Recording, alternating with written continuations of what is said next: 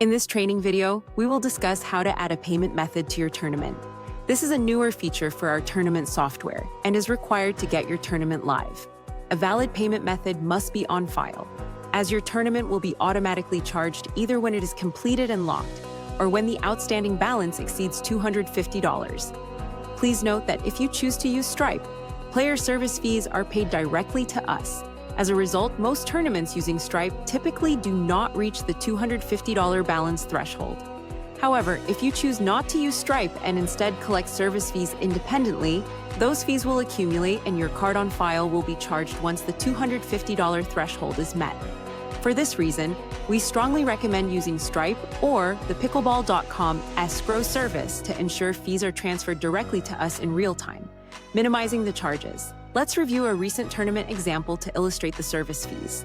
This is a copy of a receipt for a 220-person tournament held in summer of 2025.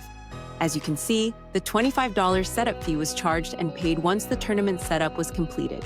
Next, you'll see a service fee charge of $1,515, of which $1,480 was collected directly by us through Stripe, a difference of $35. This difference is due to this tournament's specific policy allowing free substitutions after registration closes. Because no refunds are issued once registration is closed, the tournament considers the spot paid, even if a substitute player is added. As a result, the $5 service fee associated with those substitutions was not collected from the new player, but instead is absorbed by the tournament. This is a minimal cost to allow a team to still participate. Each tournament has the flexibility to establish its own substitution policy. This is simply one example of how a tournament chose to handle it, along with the resulting impact on service fees. Lastly, this tournament utilized the texting service at a rate of 25 cents per player, totaling $55. Because the overall amount due from the tournament was only $90, the automatic payment method was not triggered, as the balance did not exceed the $250 threshold. In this case, the tournament chose to pay the balance manually and promptly, prior to any auto payment being initiated. However, if the balance had exceeded the threshold or become overdue, the automatic payment method would have been activated.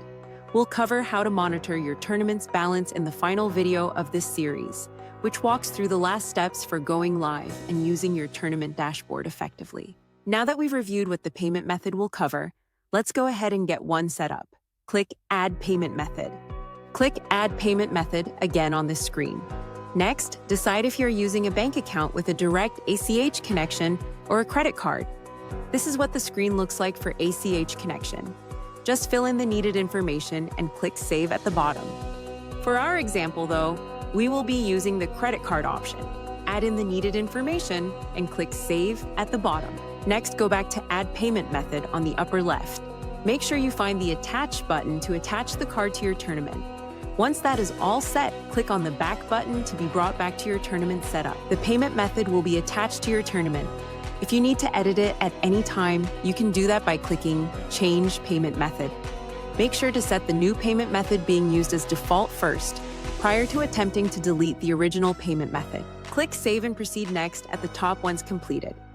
This concludes our training on how to add a payment method and what it's used for. In our next tutorial, we will build the venue of our tournament.